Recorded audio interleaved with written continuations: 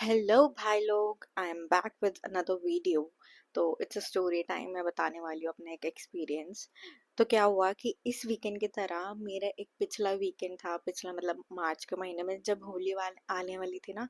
तो उस वीकेंड पे मेरा ऐसा कोई प्लान था नहीं, तो मैं निकल गई तिलक नगर को कि थोड़ा ऐसे घूम के आती हूँ, देख के आती हूँ। तो ऐसे ही रास्ते में मेरे को एक आंटी मिली, जिससे वो होती है ना कि मांगने वाली।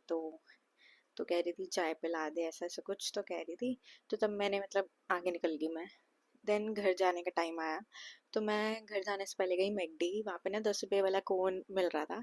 तो आउट ऑफ क्यूरियोसिटी मैंने वो लिया, बट तुम लेना मत, तुम 30 वाला ही लेना। 10 वाला तो शुरू होने से पहले ही खत्म हो गया था। हाँ, तो जब मैंने वो कोन लिया एंड मैं बाहर गई, निकली मैकडी से, तो मैंने देखा वही आंटी खड़ी हुई है, वो सेम आंटी। तो फिर वही वो आंटी अपने डायलॉग बोल रही थी कि तेरा ना बोलने वाला भाग्य नहीं है। गरीब के पेट में कुछ चला जाएगा, गरीब की दुआ मिलेगी, गरीब की होली अच्छी होगी। तेरे को अच्छा पति मिले। मैंने कहा इस बात में मेरे को हंसी आ गई। मैंने कहा आंटी को पता है लड़कियां कहाँ स्ट्रगल कर रही हैं। तो ना मैंने कहा आंटी मैं पैसे नहीं लाई, एंड मैं सच में नहीं लाई थी, क्योंकि पैसे कैरी करने की प्रथा तो पुरानी हो चुकी है। तो कहती फोन से कर दियो। मैंने कहा वाह, आंटी को ये भी पता है। तो ना मैंने कहा अच्छा चाय पीनी है? कहती नहीं, चाय तो पी ली, आटा दिला दे, गरीब के बच्चों की होली बन जाएगी, पेट भर जाएगा। And the reason why I agreed is क्योंकि उन्होंने पैसे नहीं मांगे थे, कुछ खाने की चीज मांगी थी। बिकॉज पैसे से होता है ना कि बोलते कि नशे वशे करते हैं। तो पैसे नहीं मांगे थे उन्होंने, खाने की चीज मांगी थी, दैट्स व्हाई आई अग्रीड। तो मैंने कहा मुझे नहीं पता दुकान का है। कहती मुझे पता है, मैं लेके चलती हूँ। तो आंटी लेके गई दुकान तक। तो फिर वहाँ भैया जो थे दुकान के मालिक, वो फोन पे लगे पड़े, किसी से लड़ रहे थे पैसों के लिए। एंड 5 मिनट हम खड़े रहे। तो ऐसे में ही जब वो फोन पे ही बिजी थे, तो ऐसे ही पूछा मैंने, आई हैड नो आइडिया कि कितने का आता है आटा। तो मैंने उनसे पूछा भैया आटा कितने का है? तो वो फोन पे, तो उन्होंने ऐसे किया। मैंने कहा 400। तो आंटी मैंने आंटी बोला 400। तो कहती नहीं, 400 तो 10 किलो का होगा। आई हैड नो आइडिया, सच में मेरे को जीरो आइडिया था। तो फिर फोन उनके रखने का मैंने वेट किया, देन पूछा कितने का है 1 किलो आटा? तो कहते 40 रुपए। मैंने कहा सही है, मैंने कहा 1 किलो आटा दे दो। तो आंटी कहती 2 किलो दिला दे। तो मैंने कहा भैया 2 किलो का कर दूं?" फिर भैया ने ना थैली में डाल भी लिया आटा।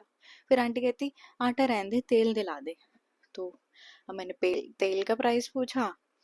तो कहते 90 रुपए। तो आंटी मैंने कहा चलो तेल दे दो। तो आंटी कहती है 2 किलो का दिला दे। 2 लीटर मतलब 1 लीटर, जो भी किलो लीटर वटेवर। तो मैंने पूछा, तो कहते 160। मैं क्या आंटी इतना नहीं, मतलब आंटी बढ़ी जा रही भाई, मैम अग्री कर रही है तो आंटी अपना प्राइस बढ़ाई जा रही है। मतलब ऐसा नहीं है कि now I can't afford 160 rupees का तेल।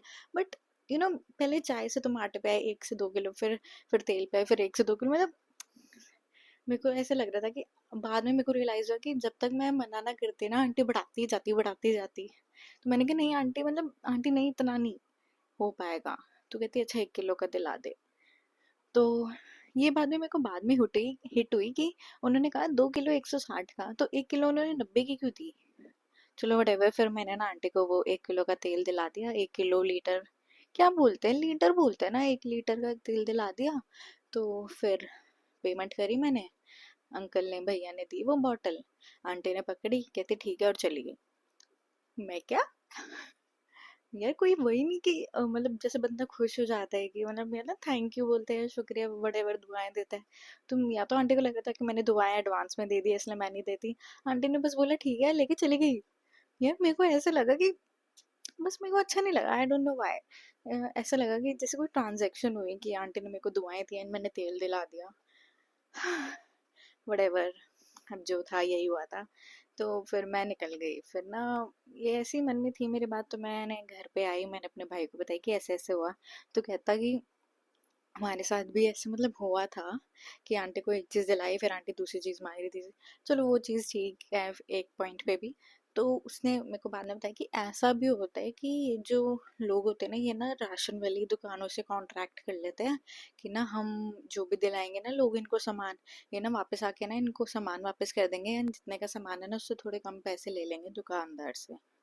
तो मैं क्या, ओ मतलब यार कैसे कैसे स्कैम चल रहे हैं, किसी पे भरोसा करना ही वो मतलब कैसे करेगी, कैसे मतलब अब डिफरेंशिएट करे कि किसको जेन्युइनली ज़रूरत है एंड किसको नहीं। मतलब इस इन सब केसेस की वजह से जिनको सच में ज़रूरत है वो भी पिस जाते हैं। तो मैंने अपने मॉम जी को भी बताई ये बात। मॉम जी कहती भाई मत जाया कर ऐसे किसी के बुलाने पे, क्या पता कोई मतलब रास्ते में सच में देखो मतलब ऐसे नशा वशा करा दे या बेहोश कर दे या कुछ कर दे। उनकी बात भी सही है। तो ना मैं फिर सोच रही कि यार मुझे ना मतलब बेवकूफ़ बनाना सबसे आसान काम है। मतलब मत बनो तुम भाई भोले, बिल्कुल मत बनो इस जमाने में। तो बिल्कुल नहीं, चंट चतुर बनो ताकि तुम्हें कोई प्ले करके ना जाए। It's not about this scene like आंटियों वाला, इन जनरल भी कोई भी तुम्हें मतलब खेल के ना चल जाए तुम्हारे साथ और तुम ऐसे खड़े हो।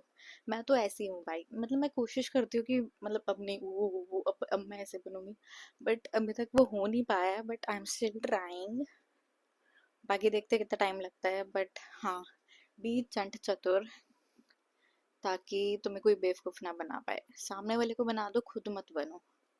हाँ नहीं तो या तो बस इतनी सी शॉर्ट सी स्टोरी थी, मैंने कहा थोड़ा शेयर वेयर कर दूँ। So that's it for this video again. I'll see you in the next video. Bye.